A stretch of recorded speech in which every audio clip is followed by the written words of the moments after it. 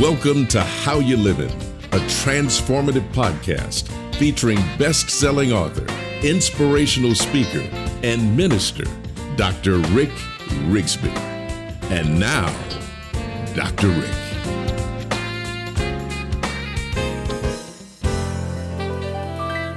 Hello, friends. Thanks so much for listening.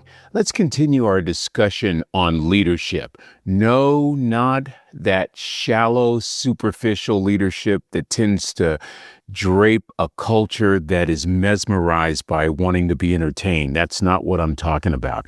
I'm not talking about the kind of leadership where leaders feel it's their appointed duty to impress us with their ability to pontificate with an ecclesiastical excellence. No, that's not what I'm talking about. I'm not talking about leaders who have this insatiable desire to present well, hoping that that will carry the day. That's not what I'm talking about.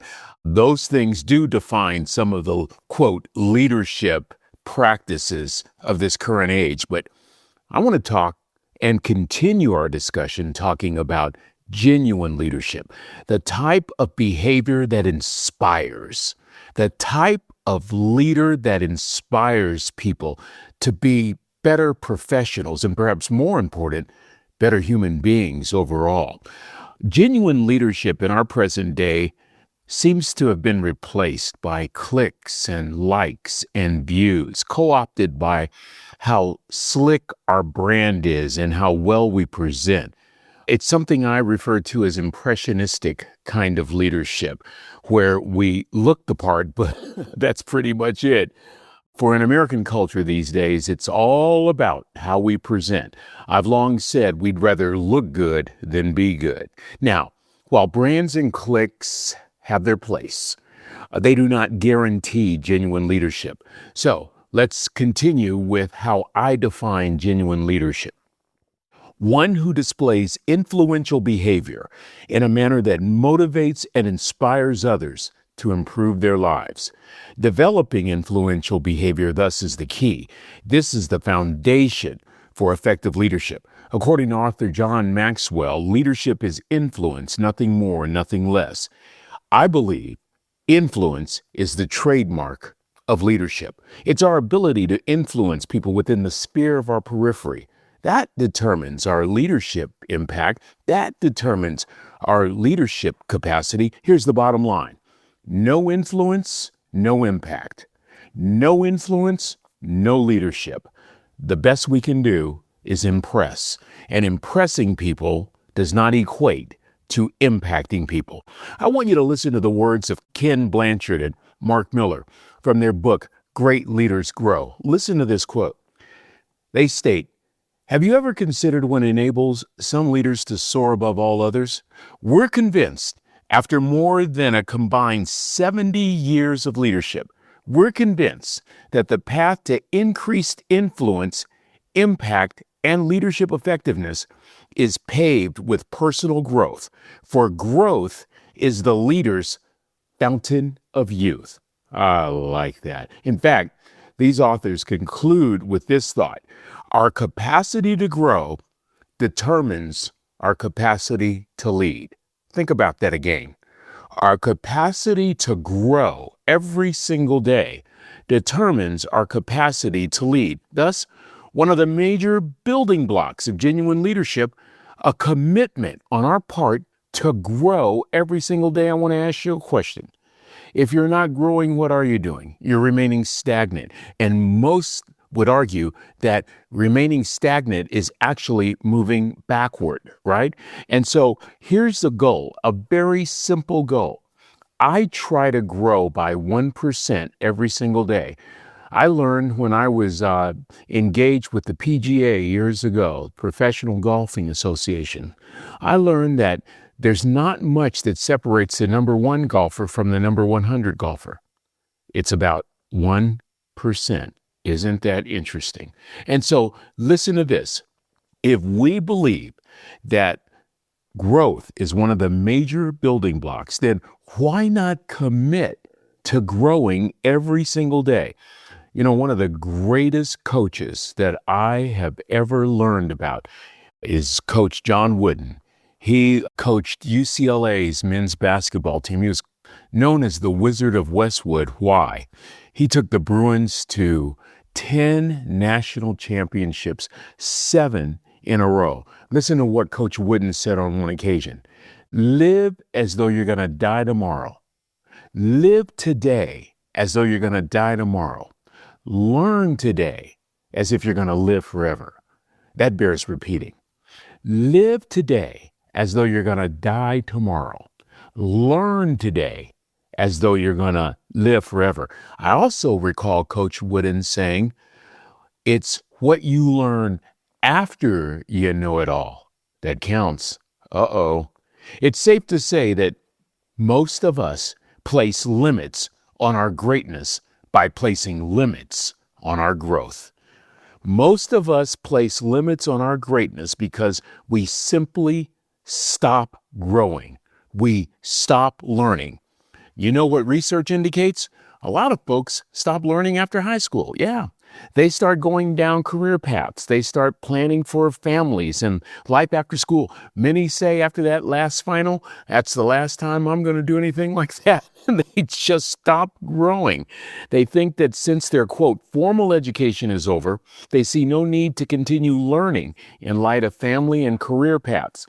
If that weren't bad enough, the vast majority of people stop learning after their college days. Listen to this. Researchers Rachel Wu and Jessica Church reported in Scientific American that, quote, after formal college education and job training ends, many adults experience years, if not decades, of reduced or non-existent learning opportunities, end quote. Also, evidence supports that people tend to read less as they get older. The big 2 reasons these researchers say why people stop learning, they say people have reported these 2 variables. Number 1, I don't have time to learn. Boy, what a joke. And number 2, I don't like learning. You know, I'm just looking at my own life. I hated learning when I was growing up. I was bored to death in elementary school, in junior high, and in high school. Bored to death. But after a rocky start, I finally got it. I was forced to learn in my early 20s. Let me explain. I've been a lifelong learner since my early 20s. It was at that time I was thrust into the world of television journalism back in the 70s and 80s. That was followed by 6 years of graduate school, which was followed by 2 decades of being a college professor. You know, I often wonder what would have become of me had I not been forced to learn back in the 1970s and 1980s. You see, back then, my job as a general assignment television news reporter was to learn about my subjects. Think about this. I had a minimum of 2 subjects that I had to learn about every single day. So one day I'm learning about local politics. The next day I'm learning about how brown rot affects the peach crop. Brown rot, the residual effects of late summer rain, how it can devastate peaches. The next day, I'm learning about zoning ordinances. The next day, I am learning about the entertainment world as I interview an Academy Award winner. Every day as a general assignment television news reporter, I had to learn or I would get left behind. What I didn't realize as a child, I would soon discover as an adult. I love learning. I got a kick out of learning. I got a high from learning. I love learning. You know what? Listen to me carefully. This revelation, especially if you happen to be a teacher, I want you to listen to this carefully.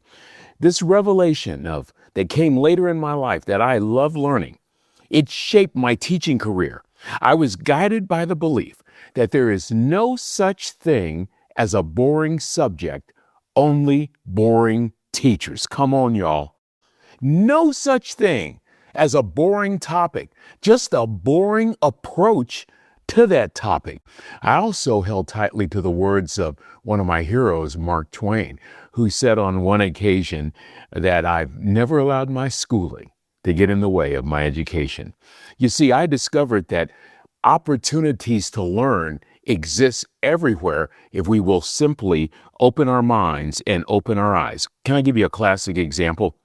Part of my duties as a television reporter from time to time was to cover major sporting events, which I loved. I grew up in the San Francisco Bay Area in Northern California, and I grew up being a San Francisco Giants fan, a San Francisco 49ers fan, an Oakland Raiders fan, an Oakland A's fan. I loved it. So now, every once in a while, I get to cover one of these professional sports organizations. Oh, did I learn something?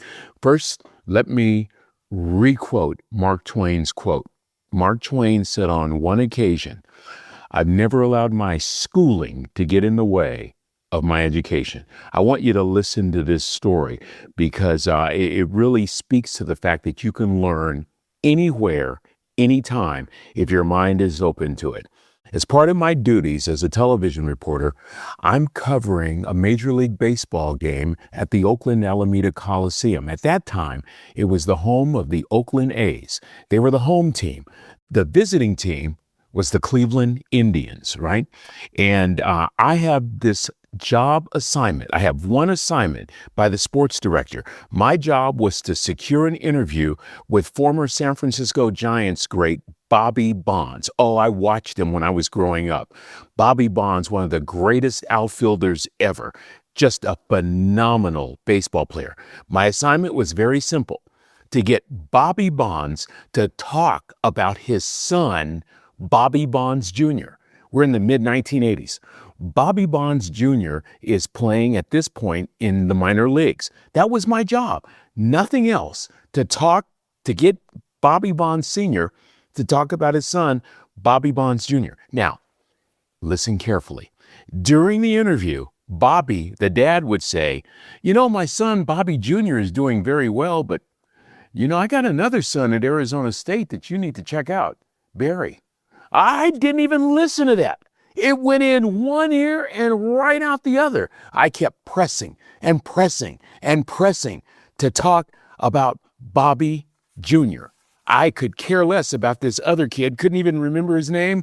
Postscript. Bobby Bonds Jr. spent his entire career in the minor leagues. Not bad. Very few people get to the minor leagues. Not bad. Oh, that other son, Barry Bonds, the one I didn't care to know about, the one that a lack of listening caused me to miss out on, that one, Barry? Well, Barry Bonds is considered one of the greatest baseball players of all time. Listen, 21 years in the major leagues, 7 Most Valuable Player Awards, 8 Golden Glove Awards, 12 Silver Slugger Awards, 14 All-Star appearances, the most career home runs ever, 762. The most home runs hit in a single season, 73. Here's the lesson, if it's not already obvious. I was so bent on accomplishing my assignment, I missed the assignment of a lifetime. I was so bent on following my script, I missed one of the greatest tips ever. I failed to listen to the scoop of scoops, a father, a dad, talking about the greatness of his college-playing baseball son, who in a few years would set Major League Baseball on fire. Oh, baby, right there in the Oakland Alameda Coliseum in Oakland, California, I learned a valuable leadership lesson. Here it is. Listening is far more valuable, far more essential, far more important than talking. And over my entire television career, as I look back on it now, I got far more tips on breaking news stories by listening than by talking. I didn't learn this in a classroom, but that day at the Oakland Alameda Coliseum with the late Bobby Bonds, Rick Rigsby got a PhD in listening. Maybe we need to remind ourselves to never allow our schooling to get in the way of our education. You see, this simple story poignantly makes my point that if we stop learning, we stop growing. And if we stop growing, how in the world will we ever be an effective, genuine leader, one who grows their influence, one who makes an impact? Despite our fast-paced, impressionistic world of entitlement, There really are no shortcuts to greatness. You got to pay the price. It's like what former Alabama football coach Nick Saban said on one occasion. Everybody wants to be great, but very few people are willing to pay the price. So, during this particular episode, all I've tried to do is to make the case for the basics of leadership, learning through reading, learning through listening, learning through life's experiences. Such learning has become counterintuitive in a culture that demands far less. So let me close with a perfect example from a fantastic TED Talk, not mine, no, one by Dr. Tim Elmore. The title of the TED Talk, I want you to look it up. I want you to listen to it. Here's the title: The Inverse Relationship Between Technology and Emotional Intelligence. He makes my case.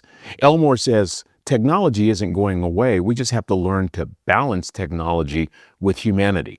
And Elmore does this brilliantly. He offers 5 words that describe our 21st century world and the consequences that we can assume. Pay very close attention to each word and the behavioral consequences.